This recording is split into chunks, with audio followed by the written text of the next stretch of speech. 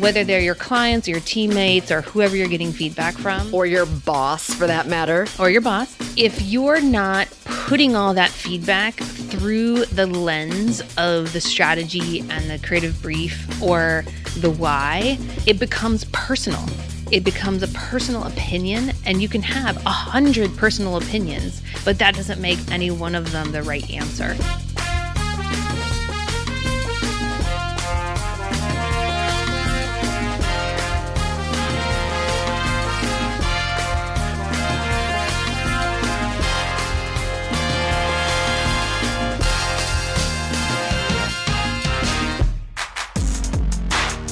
Hello, everyone. Welcome to the Dia Bondi Show, a big podcast for women with goals. I'm Dia Bondi, and I'm here for you on a mission to help you ask for more and get it.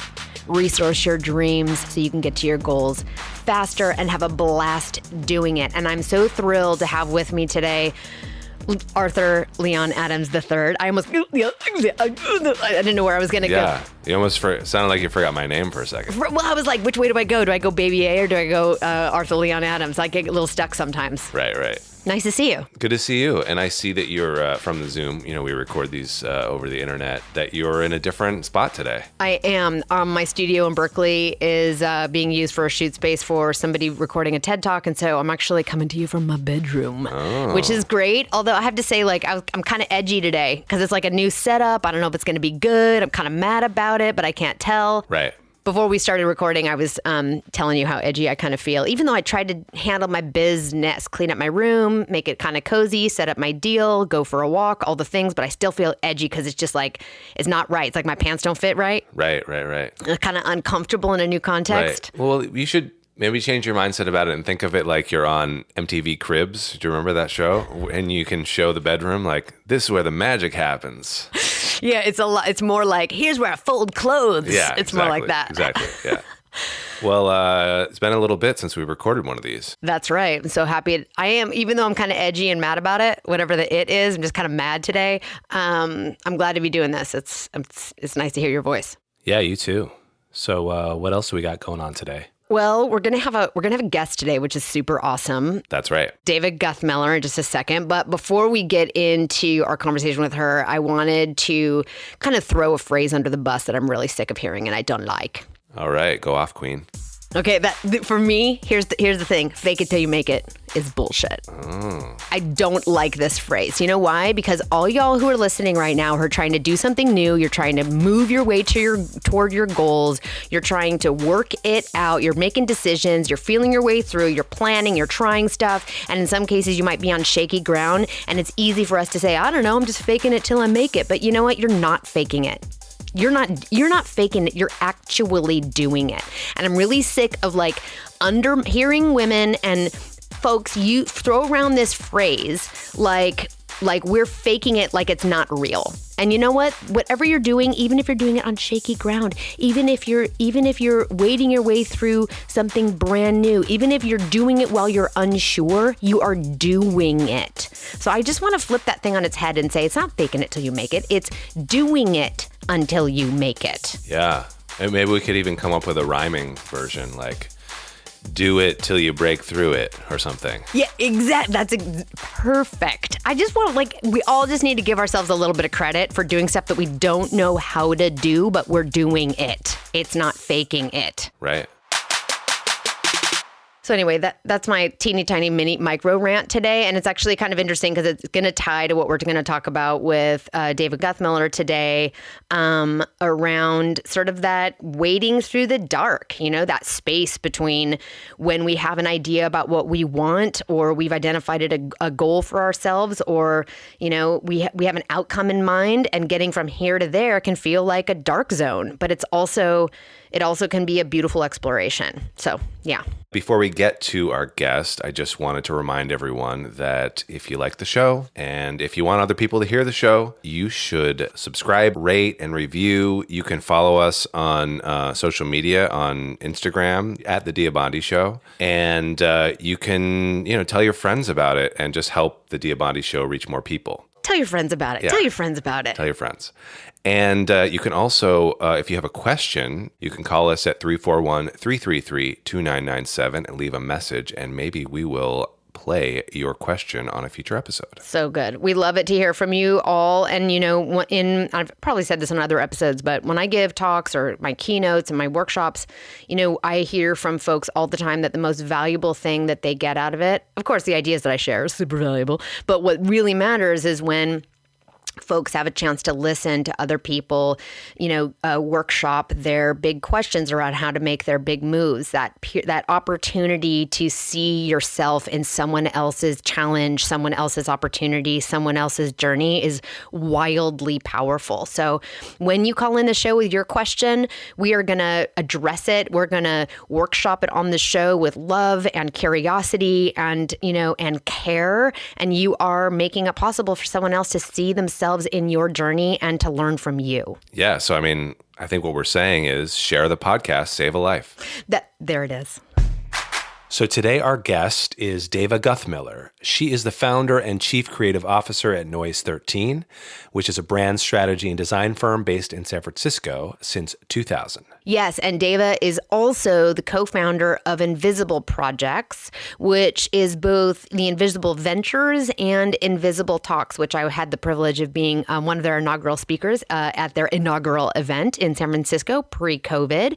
And the Invisible Projects is a conference and a collection of events that bring together people over the process, inspiration, and challenges for design and creative professionals. So we're really happy to have her with us today. She's also a mentor, an advisor, a design and food judge, because who doesn't want to do that? And she's a speaker and moderator, and she's been featured in Forbes, Huffington Post, San Francisco Magazine, How, and Communications Arts and Print magazines. And she's somebody that I always look to for not just creative inspiration, but like she does a lot of things.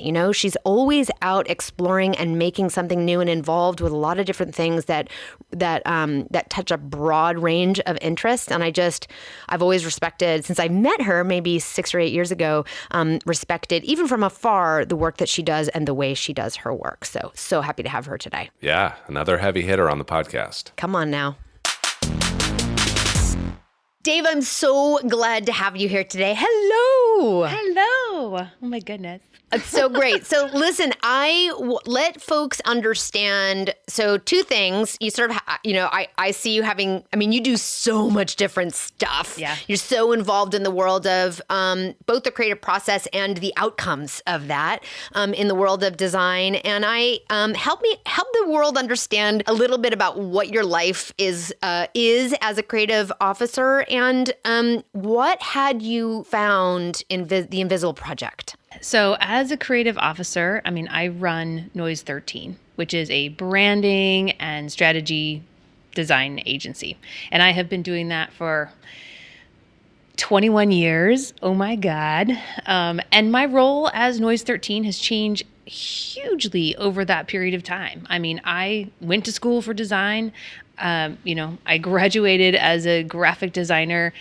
So I was one of those designers in the beginning. So even as I was running the company originally, I was also a designer.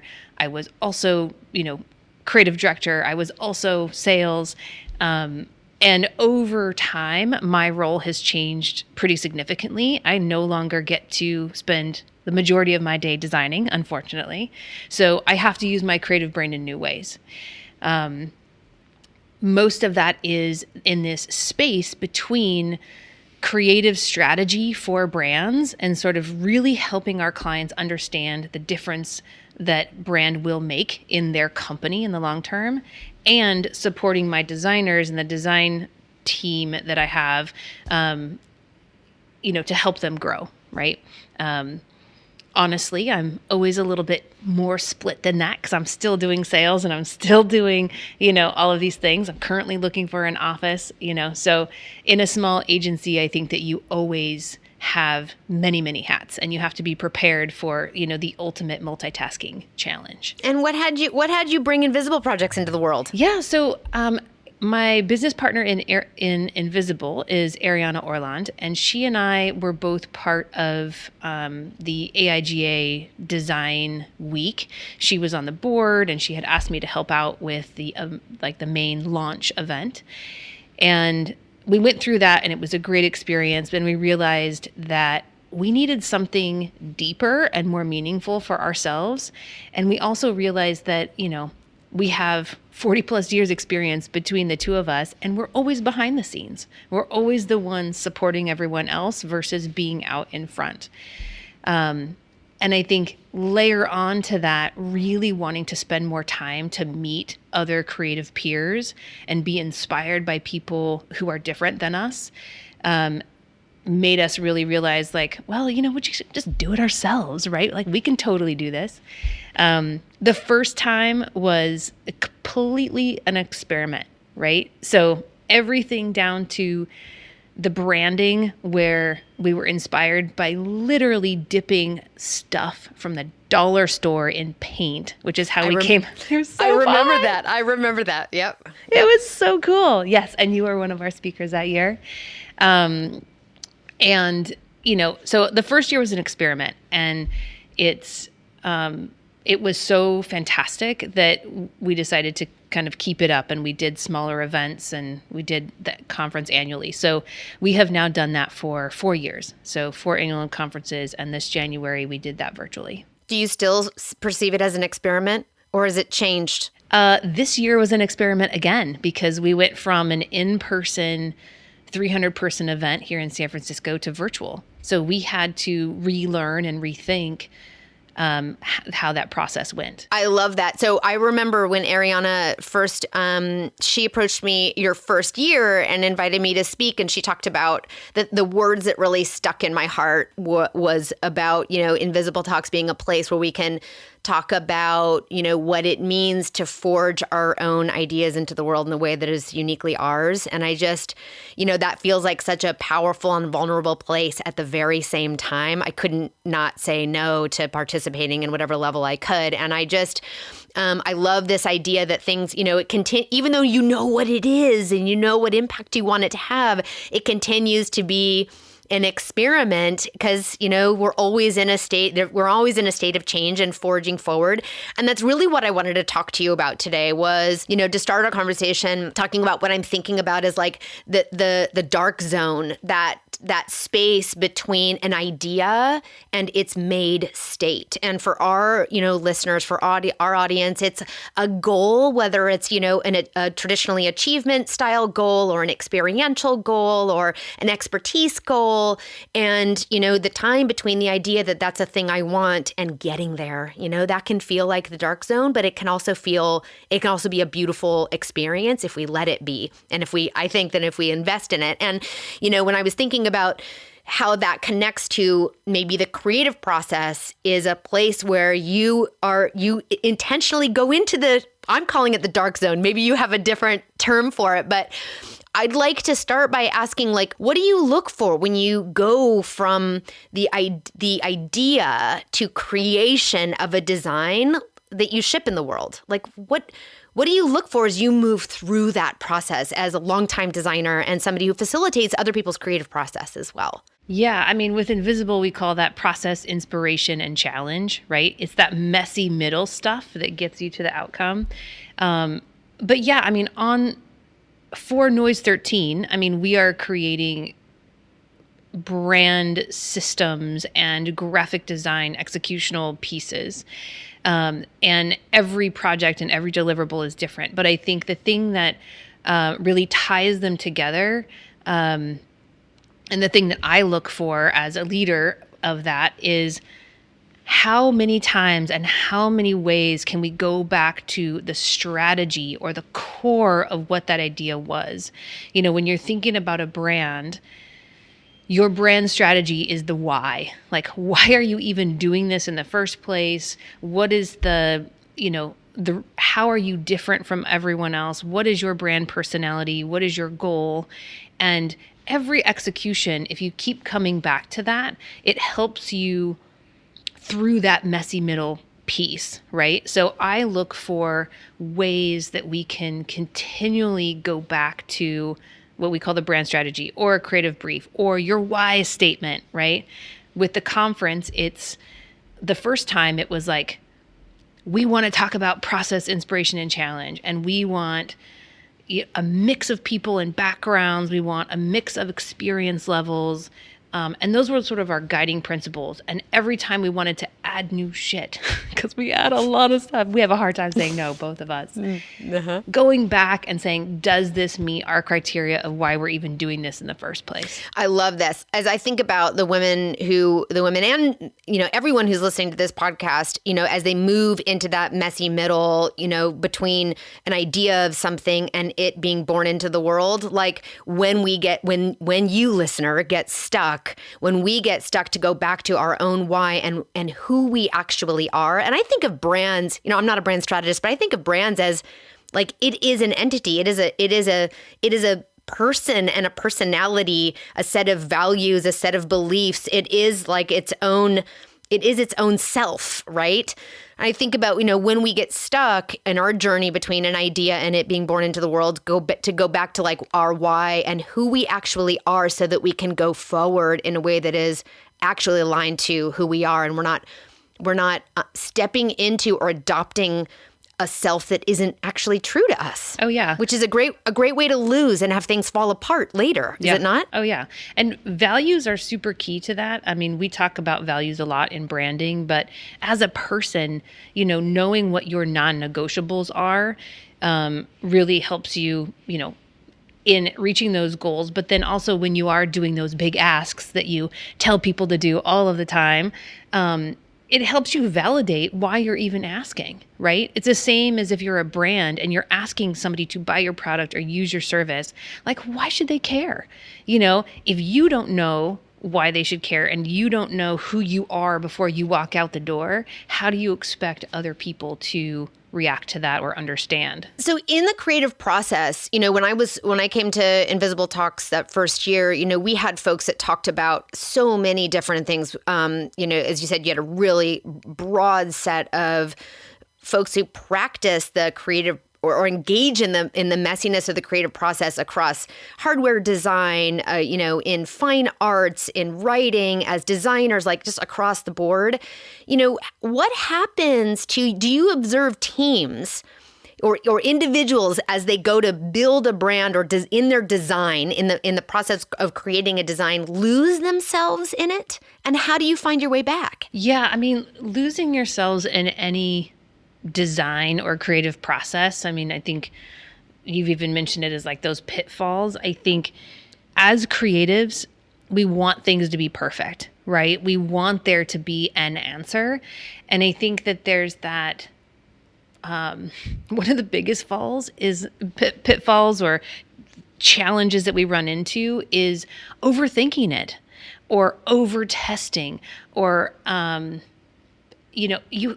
there is something about the creative process, even in a professional creative environment, not art. Not all design is an artistic endeavor. You are solving a problem. There is this crossover of research and understanding and testing that you can do, and just trusting your gut. Like, if you want something to be new and unique and really push the boundaries, you have to let go of the testing at some point and just say, this is different. And I have to trust the fact that if I want this and I feel that this is right, like, if you build it, they will come. There's with Invisible, we definitely had that, right? Like, we needed that connection to people. We needed that deeper conversation. And we're like, okay, if we need this, other people might need this. So you have to just trust sometimes what you're feeling. Use all your research and all of your expertise as part of the system. But in order to take chances and make something new, you have to trust yourself. And how do you know it's working? The feedback. I mean, for me, feedback is key. Putting it out there in the world. Invisible is definitely one of those big wins of my life. But one of the things that, I would recommend to everybody is that when you are getting positive feedback on your project or on the work that you're doing, write it down. Remember what was working. Remember why, your ideas are good. I mean, we have this thing with Invisible. I don't know if we've ever shared this with you, but every year after we start getting feedback and text messages and emails from people, we save all the good stuff. We listen to and we take to heart and we make changes based on the critical feedback, but the good stuff we put into a document called the Ball of Love, so that every year we can kind of go back to it and remember, like, all this hard work, all this stuff that we went through, we did something great because look at this fantastic feedback. How do you use your Ball of Love? I'm super curious. Do you use it as a kickoff document in the beginning of the next cycle? Like, how do you, like, it doesn't just die in some digital file somewhere. What do you do with it? Yeah, I think there's a couple of reasons why we do it. One, we do it at the end with our team, like the people who've supported us, our volunteers, partners, whatever. It's this great way to get quotes and like say, look at all the amazing work that we did. But it's also really fantastic when we get into that messy middle part of remembering, why we're doing it, remembering why people need it, right? So it's the same as if you have a product or service with a client where, you need to keep that good feedback in mind. Like, what is it that you're doing that's serving your client or serving your customer that they need and that they appreciate? Like, don't lose track of that piece of the puzzle, right? So what's really, it goes back to that, like when you get lost in the middle or you lose yourself, you can't find what's resonant, having your Ball of Love available to you can maybe be a reinvigoration point when you're in that, like that messy and difficult middle. What's interesting about that as well, as we think about getting from here to there, and we start out on our journey, whether it's an event that you're producing or, a career change you're making or whatever the journey is. How do we know we're on track? How do we know what we're doing is working? The strategies we've identified are working, you said, is feedback, right? But in that process, pretty soon we can get feedback. We can get feedbacked to the point where we can be all of a sudden pulling ourselves off track. So all of a sudden we've been given so much feedback that what we want isn't what we've been talked out of what we want anymore. All of a sudden we're on a trajectory that doesn't lead us to the outcome that we're after. So as we go on our journey, what do we hold on to and what do we let go of in the face of the feedback that we might get from the world? Like the experience of getting into that messy middle. Yeah, I mean, I think holding on to the original why or the original strategy and using that as sort of this coming back point. I mean, you sort of brought it up, right? Especially with client feedback and a creative process. I love my clients. I love them. And I think about them as partners, but whether they're your clients or your teammates or whoever you're getting feedback from. Or your boss, for that matter. Or your boss. If you're not putting all that feedback through the lens of the strategy and the creative brief or the why, it becomes personal. It becomes a personal opinion, and you can have 100 personal opinions, but that doesn't make any one of them the right answer. So, holding on to that core why, holding on to what you're doing, it might shift a little bit, but I think that's something that, especially in design and a creative process, you have to hold on to that strategy and that creative brief that you agreed on in the beginning. And I think the things that you need to let go of, especially as a creative person, is, and I hate to say this, but you have to let go of control sometimes. Yes, you're the expert, and yes, you have this expertise, and you want it to be something fantastic and beautiful, and especially if you're an independent person. But part of the creative process is collaborative. You're collaborating with the audience you're speaking to, with the client that you're working with your team, with your boss, whatever it is. And I think that all of those people bring insight and expertise to the playground, right? And if we don't work together, so letting go of like my way or the highway, because those outside pieces of collaboration and insight are also where we find sparks of inspiration or, something that maybe you didn't think of. So you have to let go just a little bit in that control aspect. And, I think most designers have this problem. Yeah, I think of that, I'm not an artist, although I sort of identify as a writer type, my creative, where my ideas that need to make their way into the world often show up in curriculum development and in writing. And as I think about letting go, I use the language, I think, to myself. I whisper to myself, like, letting go means letting something new in. When it opens a gate for something new to come in that I couldn't see. So this sort of act of always, opening to what else could be included. Also, to your point, holding on to the lens of your why so that you're not letting things in that take you off your pathway in a way that doesn't get you where you want to go is really critical. So, I'm really interested too in, there is a process that you engage in as you develop, I'm sure, a brand identity or, the system that supports a brand in the world. And there are also people who move through that process, who bring themselves to the table. So how do you think about the difference between here's how it's done and here's how I do it? Yeah, for me, the here's how I do it is a starting point. That sentence in of itself leaves it open to change, to new ideas, to building upon or improvement. It also says, I'm open to collaborating with you. Like, this is how I do it. How do you do it? Right. So I love that statement. That's definitely how I work at Noise. This is my company and I'm responsible for it, but everybody here implements and changes and affects our processes and, ways that we can improve. This is how it's done, to me, should mean that this is something that's been tested and proven and is the most efficient when there's like safety and protocols and regulations that you have to think about. But it can also close off those ideas for improvement and change. So if there is this is how it's done mentality, make sure that that's because there's a reason that it has to be done that way. Otherwise, you could be stuck, right? And you're not leaving it open to doing it a better way. I think about it as like, this is how it's done is the protocol, and this is how I do it is the personalization of that protocol, is like a conscious breaking of the rules that don't apply this time, or the way in which you remain open as you move through the protocols.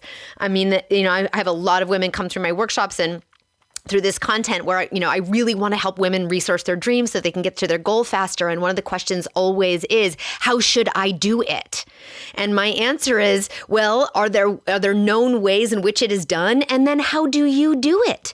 They can be related, unrelated, or exactly the same, but there is no ultimate, there's like a framework, and then there's an adoption and an adaptation of that we can personalize so that we can bring our own meaning, our own worldview, our own lens, our own desires, our own, way we see things, our own creative spirit, the things we see in the world to it. No, that's a good way to think about it as well. I mean, I think for me, I'm taking on that lens of, I'm in the middle of onboarding new employees, right? So this is our process, or this is how I do it, but please, if you have improvements, please make them, right? So right. I think it's that choice of language as well when especially when you're talking to, new hires.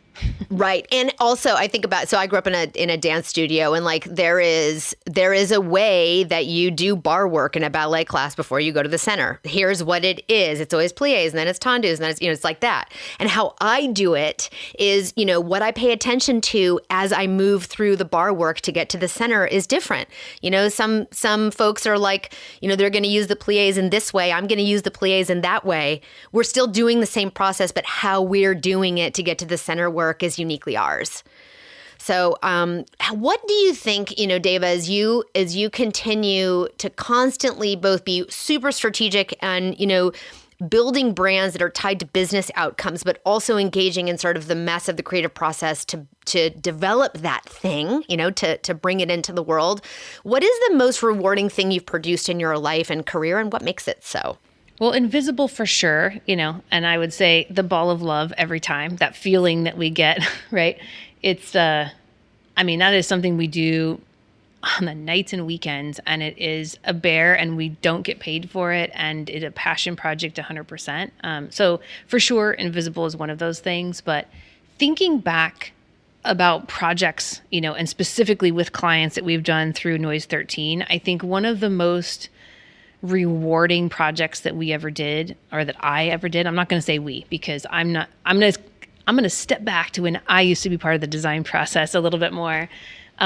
We had this client, Personality Hotels, and, they needed a rebrand. They had 6 hotels at the time. They were all boutique, totally different names, different styles, different everything.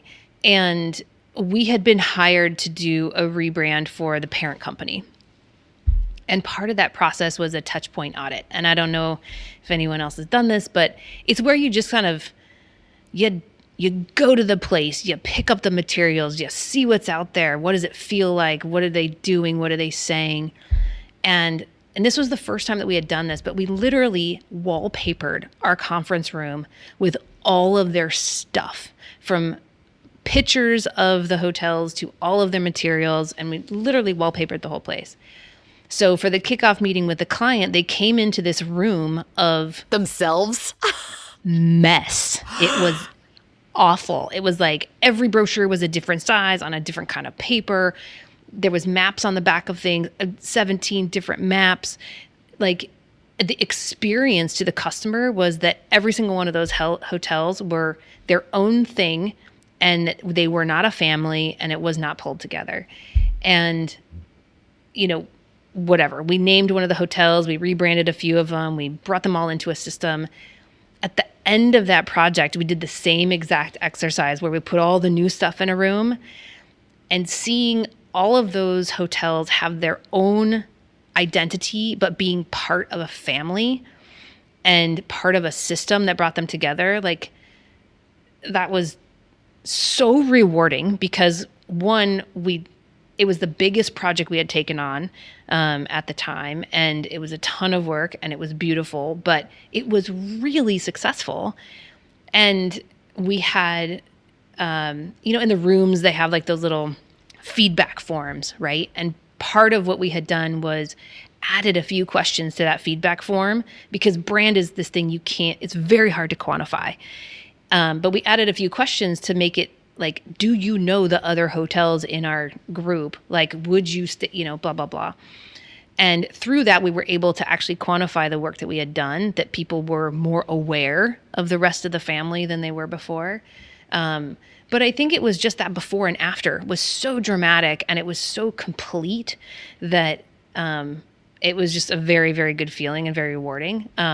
Thinking it back to the Ask Like an Auctioneer, I could tell you right now, we did not charge enough money for that project.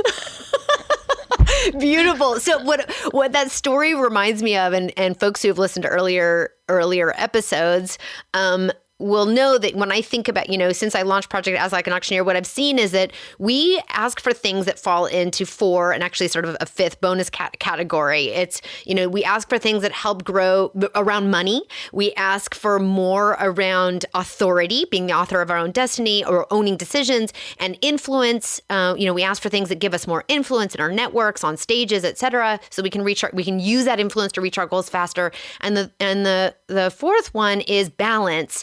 And, when we think about balance, especially in the world of, women in work, it's really easy to default to like work-life balance. And what I think of in balance is a lot more about bringing our internal selves and our external context more into alignment and in balance with one another. So who we are and the way we live, who we are and the things we do, who we are and, the context in which we work and play and love and live are more in alignment. And what I hear in that project is that you brought that brand more into balance with itself, that it was expressing itself maybe in a way that was consistent with who it actually was, and that there was a recognizable internal experience of what it was to be there and an external expression of it so that it could live in the world as a unified, coherent self. Yeah? Yeah. And I think it was, it absolutely brought balance to them, but it's also those types of projects that allow you to prove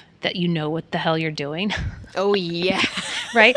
Because it was the biggest project we had done. And it was like the fact that somebody had trusted us to do it.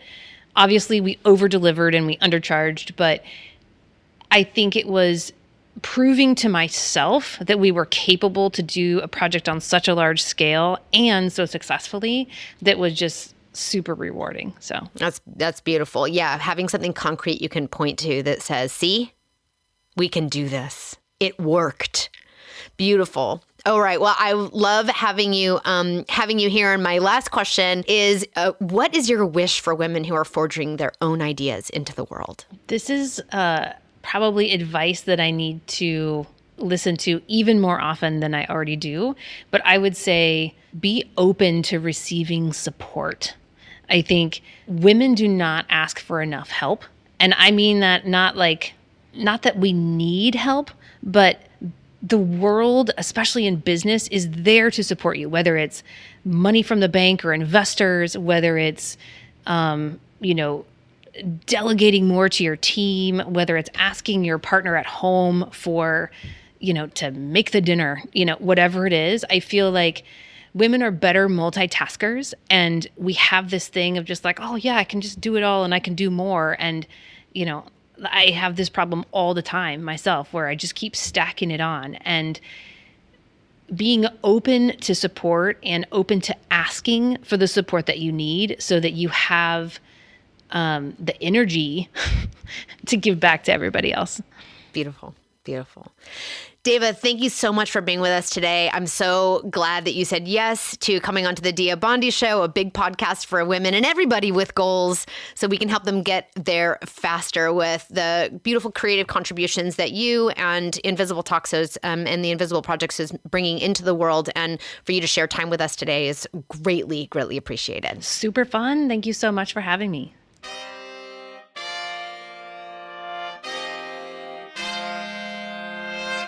All right, that was great. So glad to have Dava today. Like for me, the things that really stood out were two things. One was, I love her story about the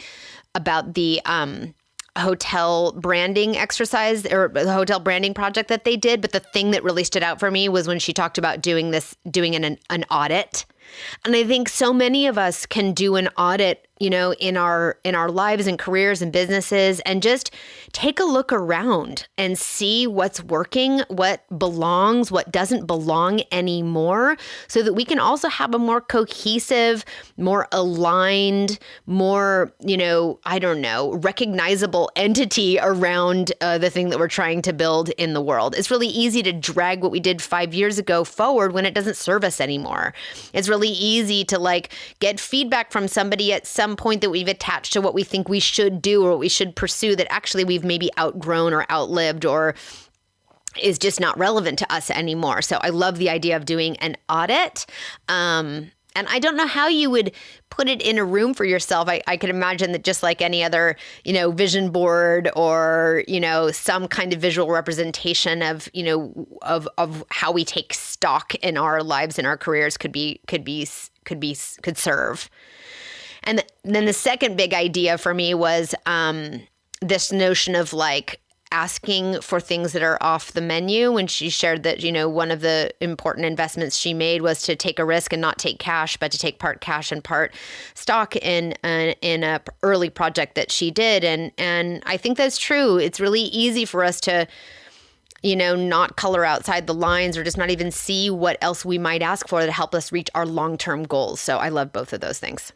Nice. Yeah, what got me thinking was you were talking a little bit about something we talked about a couple episodes ago, which is the difference between, the way it's done and how you do it. Or what was the exact phrasing? Yeah, that's right. What's the difference between, this is how it's done, which is fair. There are things where this is how it's done and here's how I do it.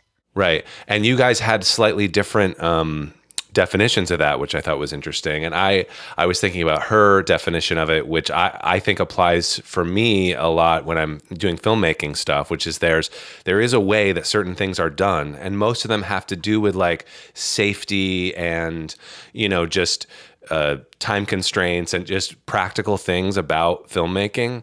But then all the other things that people might say, this is how it's done, I disagree with. Yeah. Like I don't necessarily not follow them sometimes, but I don't think that they're necessarily hard and fast rules about how something is done, how you set up a shot, how you frame something. I mean, the coolest stuff is when people break those rules, I think.